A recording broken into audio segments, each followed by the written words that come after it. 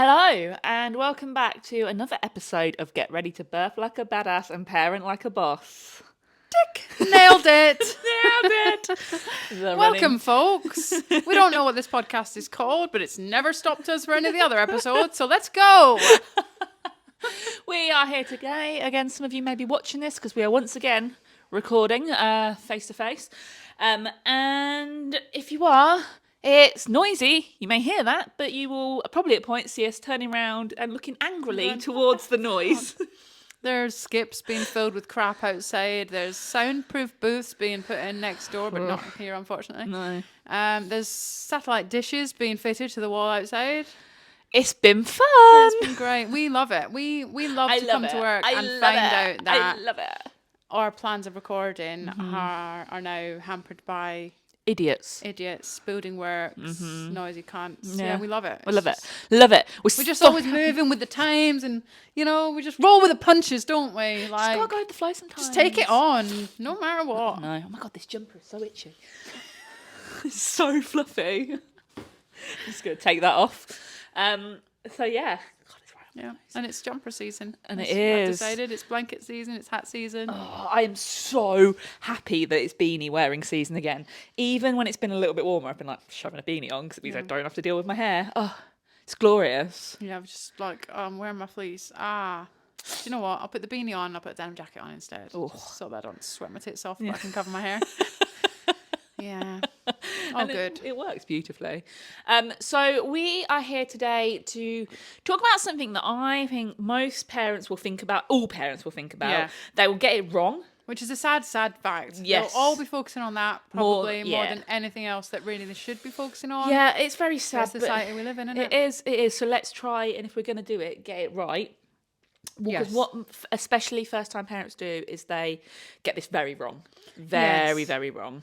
And, we want to give people the opportunity to get it right, despite the fact that our job is to inform people, educate people about their options and things like that. People flock to us asking, do you recommend this? What do you really need? Things like that. So we've been talking a lot on the gram about recommendations for the postpartum period, really, and what you really need for a baby. Now, I think some things really vary, depend on the parent, depend on the baby, but there does seem to be like a core few that everyone finds helpful. Absolutely, and make sure you do listen to this whole podcast because at the end we will tell you stuff you 100% do not need to buy. Because there are some things that are utterly unnecessary and I don't understand how they have ever been considered a thing. No, I'll give you a spoiler. Shoes. Fuck off.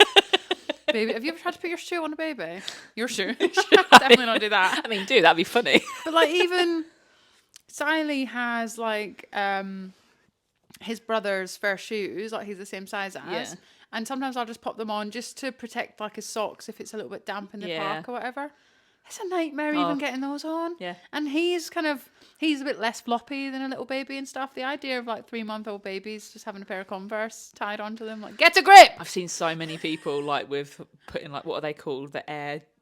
Yeah. Nike Air Max. Like, oh god. Or Air Force Ones or Air Maxes, It's not good for their feet. Anyway, we've got many things like that to whinge about towards the end. See if you've got 35 quid spare, right? We know somewhere you can put that. I know somewhere you can put that. If you've got 35 quid spare, you get in touch with me. I'll give you a little discount code and you can get the digital pack instead of a pair of Air Force Ones for your baby, you crazy fucker. Right, so let's chat through them. What is essential? Because I truly believe there are some things that everyone should buy. If somebody tells me they're pregnant and I care about them enough to get them something, there are certain things I will always get them because I believe they not only help baby, but they help us and our mental health. And those things are really, really important. Yeah, massively. And I think number one, hands down for both of us, is going to be some form of sling, ideally a stretchy wrap. Yeah, I could not have gotten through my postpartum with Bowie, my second. I did not know about slings, particularly with my first. Didn't really have one. I had one of the awful ones. What are they called? Like the bag slings or something. Oh no, the little narrow base ones. Yeah, where baby's legs just sling straight down. A lot of people will immediately go for that type of sling because it's really accessible. You will find them in like baby stores and stuff. So bad for your baby's They're hips. often in like baby events at supermarkets and stuff like that. So it seems like a reasonable thing to choose, but yeah, not quite. It doesn't last as long. No. And this is the thing: your baby gains any sort of weight, and people don't have that same support that like a wider base carrier will give them, and then they're like, "Oh, it was hurting my back. I didn't carry them." Because Post you're X literally amount of time." carrying in just on this Yeah, part of your you literally shoulder. got them dangling from you. They're not pulled in tightly No. to you. They're not like their weight isn't distributed across Yeah. your body. And so then that gives people the false idea that actually their baby's too heavy to carry and Yeah. things like that. Not a thing. Which with If the I right can carry sling- my baby for as long as Yeah. I did, then anyone can. So they've been really important for me, especially for my second and my third. River lived in his sling because I got 2 older children. Bowie lived in hers because Rudy was hadn't even turned 2 yet when she was born. And slings for me, they do so much more than just I can take my baby from A to B in it. That Yeah. sling was on me around the house. That sling, when either of them were upset, I'd put him in the sling and it would help me bounce them. It kept them close to me, and it really does help mimic that womb environment. Totally. They are able to hear similar noises that they would have Yeah. heard in the womb. And I think, like, what's really important is, yes, we think about how a baby has everything it needs. Great. Baby's close to you, and that's what baby wants. Baby can feed, and that's Yeah. what baby wants. But isn't it nice to just be able to use your hands? Yes. Get yourself a hot drink, make food, go to the toilet, as long as you're not wearing dungarees. Oh my we've all God, been yes, there. yes, we have. Oh gosh. But it just gives you that freedom. Like, I'm thirsty. No bother. I'll get a drink right now. I won't sit here and wonder how long it's going to be before I can Stand feasibly up. escape and get a drink. Probably whilst like juggling a baby and being really tense and thinking I'm going to wake them up. Just being able to get on with things. It just gives you that freedom that you just don't have. And we should have it because we should be able to just pass our baby to someone else in our community. And we don't have those communities. So if you are going to be part of either one person or a small family unit looking after a baby, get yourself a sling. Yeah. Oh, please. Makes And can I life just so say much as well, easier.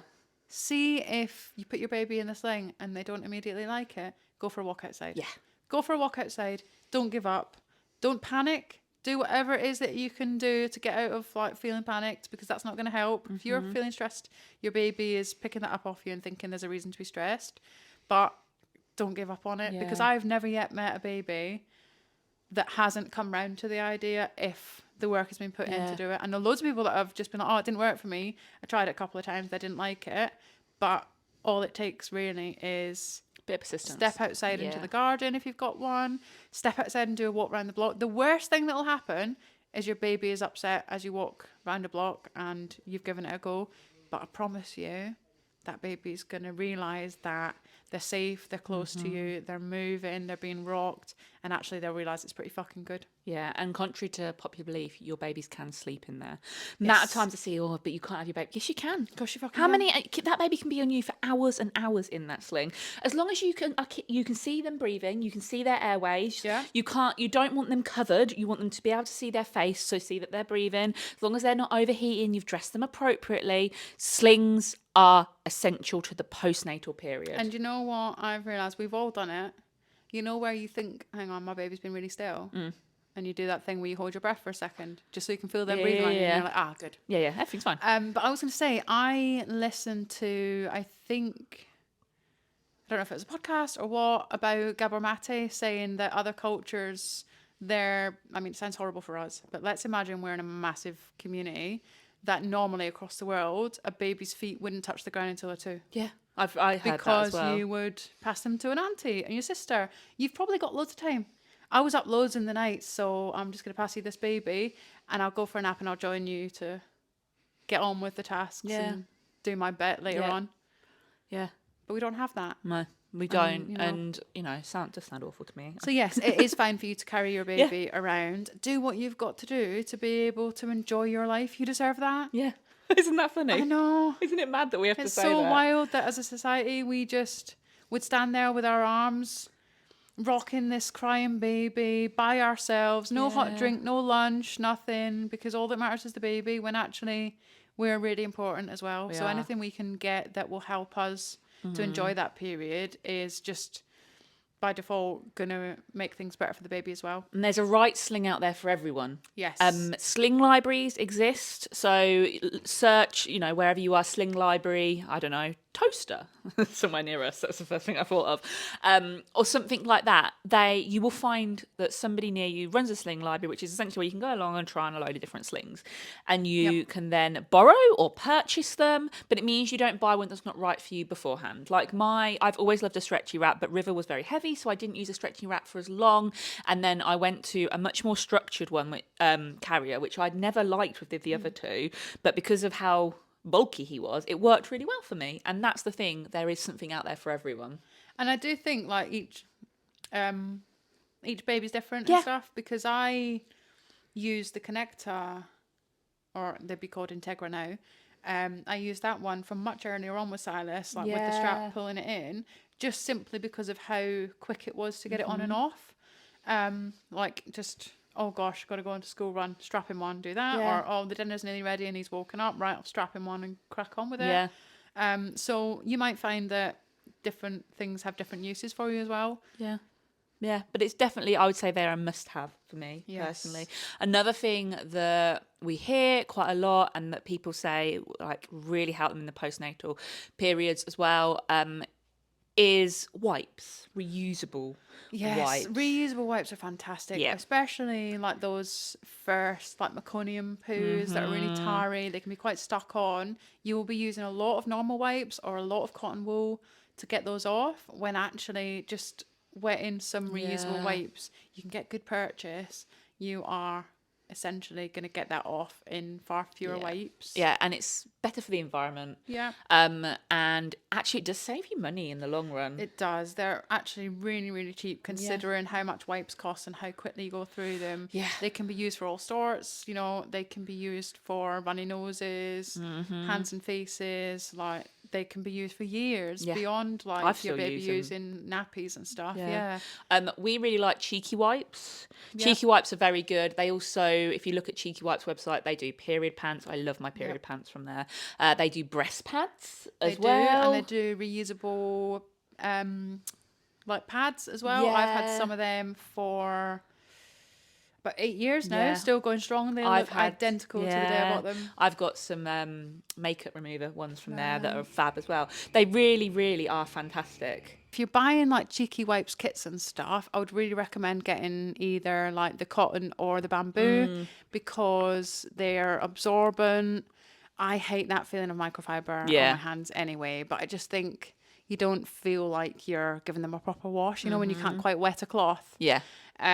So that works. Also with the cotton, if they do get a bit grubby, if you're, I didn't used to separate my whites or anything. I just bunged it all in together. So my white ones went very grey and then I dyed them all like turquoise. So bear that in mind as well, that if you're planning on having loads of kids in the future, you can just like whack them in the washing machine with a dye to like refresh them for the next kid. Yeah, absolutely. I do think reusable wipes are a good thing to have postnatal for that. Another thing that we get quite a lot that people say is are really, really helpful for their baby for that transition and helpful for you to help baby stay asleep is white noise. Yes. I love white noise. My children all still sleep with white noise because it helps them. We're quite a noisy household. And so it just takes away that slight silence, which I like. It makes a difference to like when people are opening doors and things like that, creaky floorboards, things like that.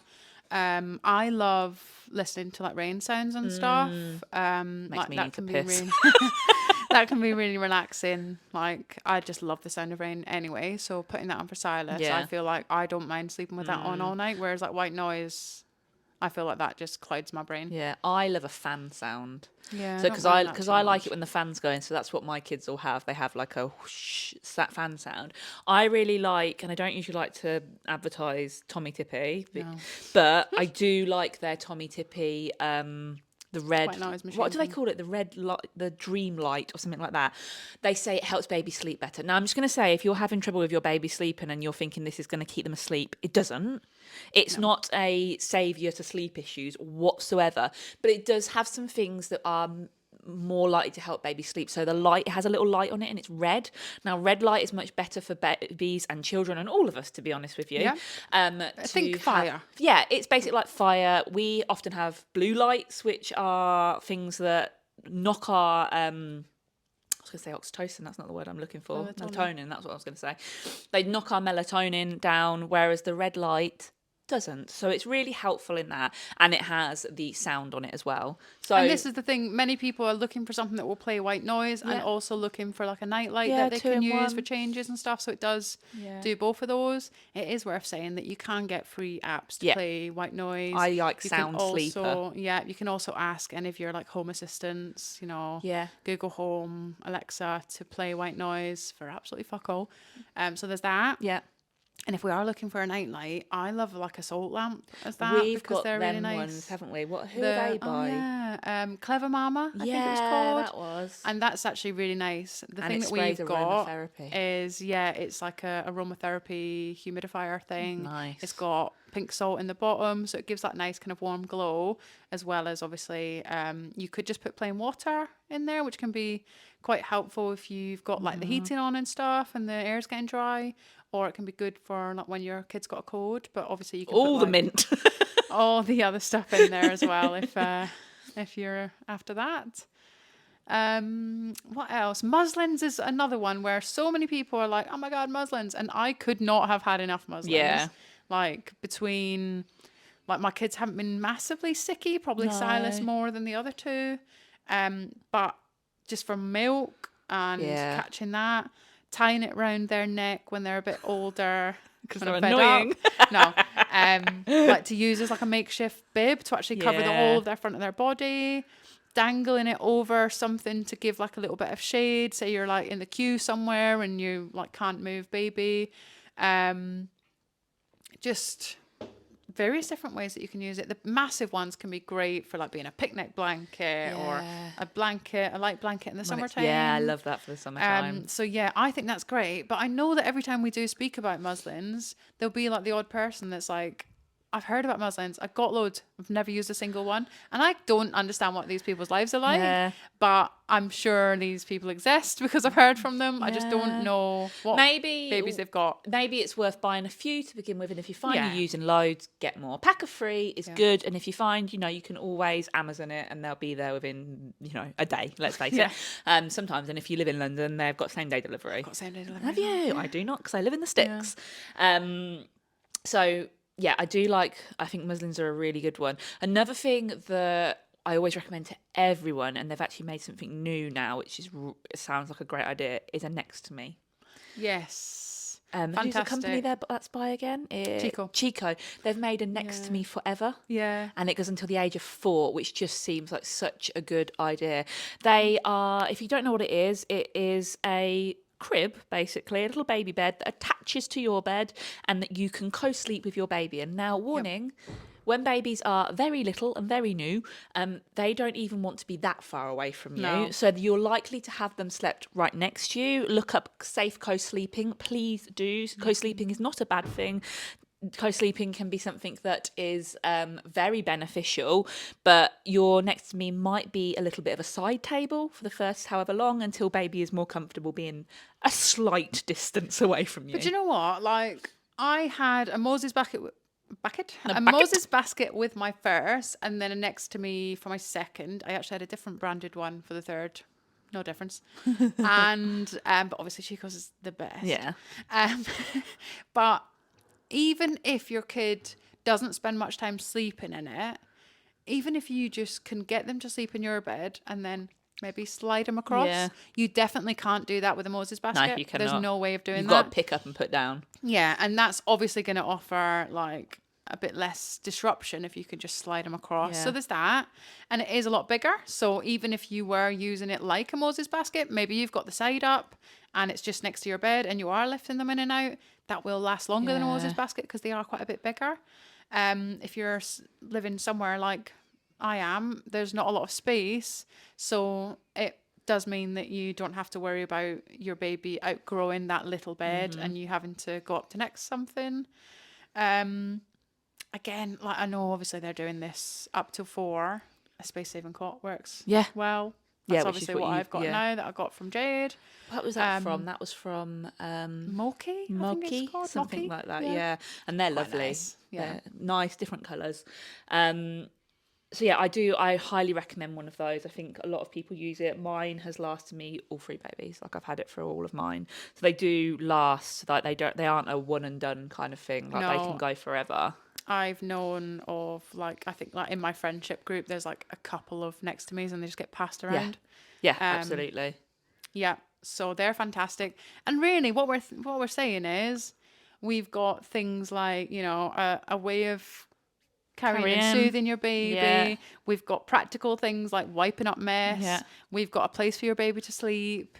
If you want it, we've got, you know, white noise and lights, but there Yeah. are multiple options of how to Yeah. do that.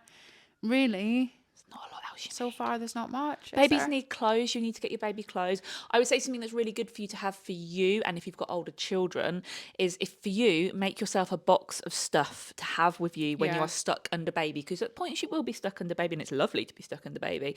A long phone charger is always great. Or like power banks.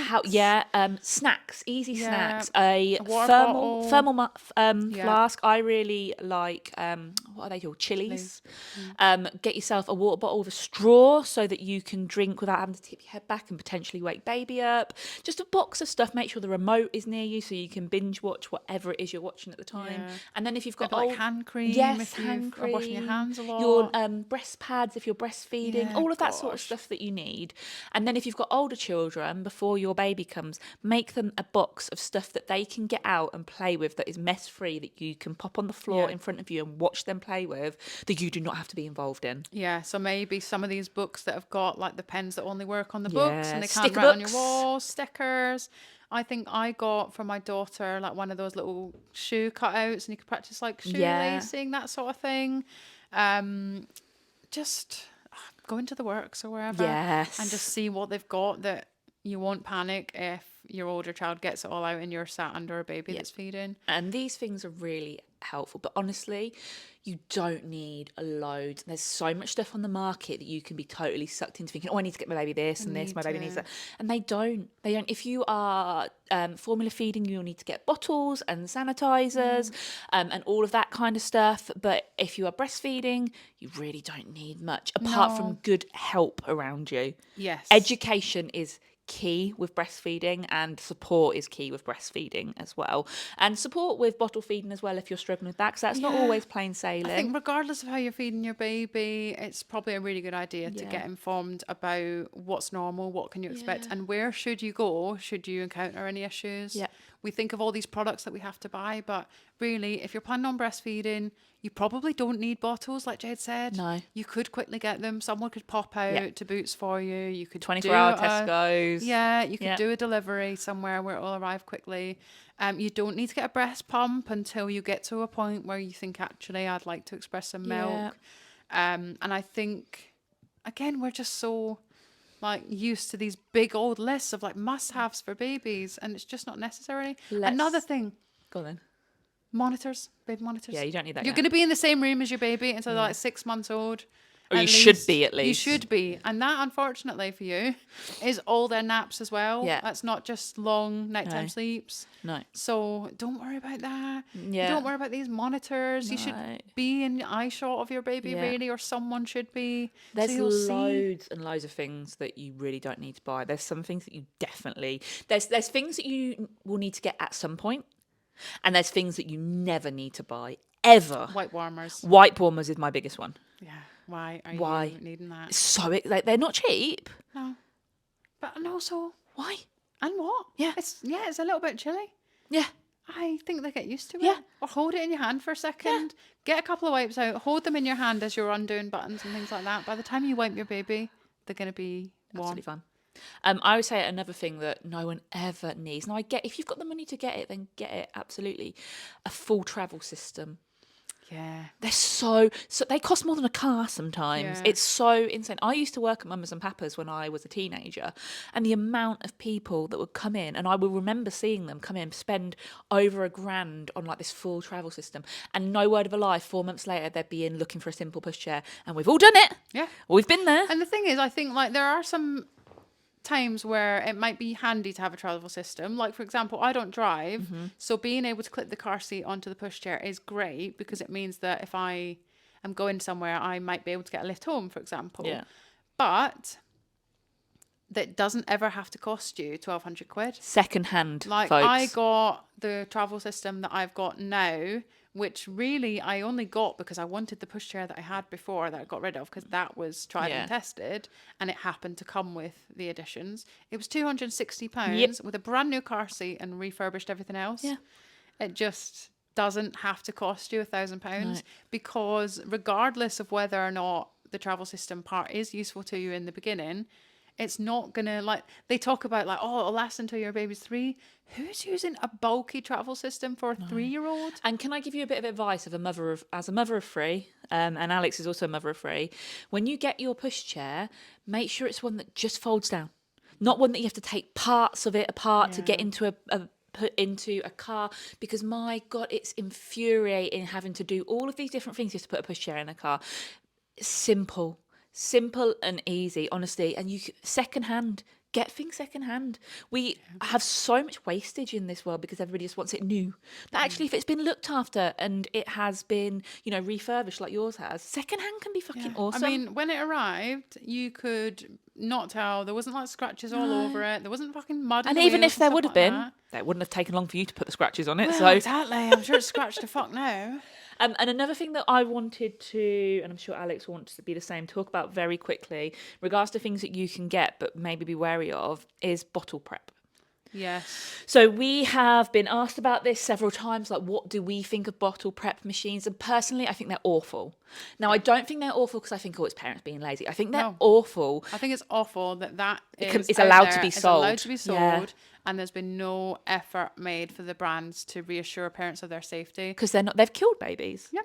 I don't like to say that on podcasts, but it's true. But it's true. Babies have died But because it's of these worth things. saying that there is a bacteria that can be found in formula called Chronobacter, and it's not just like a dicky tummy. It's not just your baby gets the shits. It can cause brain damage. Yeah. Of course, there's a risk to anything. Yeah. It might not be that it's like something that you're likely to come up against, but obviously, if your baby were to encounter that bacteria and you've been using that machine and it hasn't got rid of the bacteria and your baby does suffer any issues from it, and then you find that out, you might feel rubbish about yourself. Yeah. Making informed decisions is what we're all about. And this is why we're not saying that you shouldn't have formula. We're saying make the formula as it's intended to be made. The formula safely. Boiling water. Yes. And the problem with these machines is that they don't always. I saw a study on it not that long ago. Somebody wrote about, and that in X amount of it, the water is not made to the right temperature to kill that bacteria off. And that is the issue there. I guess if people haven't worked in like food and stuff like that, they might not be aware. But like, I obviously worked in care years ago. I did fucking so many food hygiene courses and stuff because you just have to every so often. But like, it's got to be above 70 for, I think it's like 3 minutes to like kill the bacteria. So yeah, the hot shot comes out. It's 70 degrees. Does it stay at 70 degrees for 3 minutes? No, it doesn't, because it's such a small amount of water. Small volume of water has already cooled on its way down a bit, and it will cool quickly afterwards. Now, we're not saying you have to boil the kettle, wait for no longer than 20 minutes, do the full faff from that, and then cool the bottle. We understand that parents might sometimes be caught off guard. I know that when your baby's older and you're perhaps expecting that they might need a bottle soon, that it can be something that you can plan in advance. But you can actually do a very similar thing with just hot water in a flask and cooled boiled water, where you're using a bit more water to, so yes, it will still need more cooling. It's not going to be just ready to drink straight away, but you can take some of the time off by maybe doing half and half or whatever. And also just, I think people want to be able to make a little bit of formula and give it to their baby and like, oh, they've drank that, so I'll make a little bit more. And it might just have to be that you get okay with the fact that you might waste some of this. Yeah. You might have to pour some of this away. You might be making a few ounces and they only have half of it, but and it's up to you as a that's it. parent as to weigh up the benefit and risk. Like, obviously, lots of these machines have been used and there's been no issues. However, there is such thing as survivor bias, and there have been issues with things. So it's up to you to decide what is a benefit and what is a risk to your child. So in answer to whether I like them personally, no, but I don't look at somebody using them and think, well, you shouldn't be using that. You do what's right for you and your family. But I if you don't definitely know, think you don't know. If we obviously see a lot of conversations Yeah. about them where people are like, oh, it's just God's gift to parents. Like, oh my goodness, like it's only good and there's absolutely no negatives. And it's just a bit like, it might not quite be the case. No, and it's like with everything, isn't there? There's pros and cons to absolutely everything, and it's up to you to decide. But if you don't know what the cons are, you can't make an informed decision. So that's something we wanted to touch on when we're talking about things that you can buy to make your life easier, because that's one thing people are like, yeah, that prep machines, they're the things that made my life easier, and I get it. I totally get it, but there are problems. I do get it. But also, it's spoken about like such a must-have that people that don't even intend to formula feed are thinking they should get one in case. That's a massive expense. They're not cheap. They're not cheap, and they're not necessarily safe. Yeah, they have to be cleaned regularly. The amount of posts I see on Facebook, like, oh, I've just found that the tubes are all black from this thing, and you just think, oh. Yeah. So yeah, just be careful. Yeah. And yeah. I can't think of anything else. No, I can't really. Is there anything that you purchased? I feel like when I was pregnant with Silas, I perhaps invested in a few things that were just nice to have because I did get so many hand-me-downs or things that I had kept, like a baby wearing coat. Yes. I love that my third time round. Depending on the time of year that you are having a baby, that can be a really good... I was thinking of, I said to Luke, when I got my baby wear coat, after I finished with I'll sell it because, they're expensive. I love that coat. Yeah, I'm never selling mine. I love that coat. I'm never selling it. It's so comfortable. And that's on my to-do list, put mine on Vintage. Is it? Well, there you go. If you are after a size 10 Mamalicious baby wearing coat, hit us up. I can't think. No. No, and we're starting to get a lot of banging in here, so we're probably going to have to stop. But yeah, I think there are things that are essential. There are things that will become essential, and there are things that you never need to buy. Yeah, and if at any point you think that would really make my life easier, then get it. Yeah, you do you. Bye. Bye.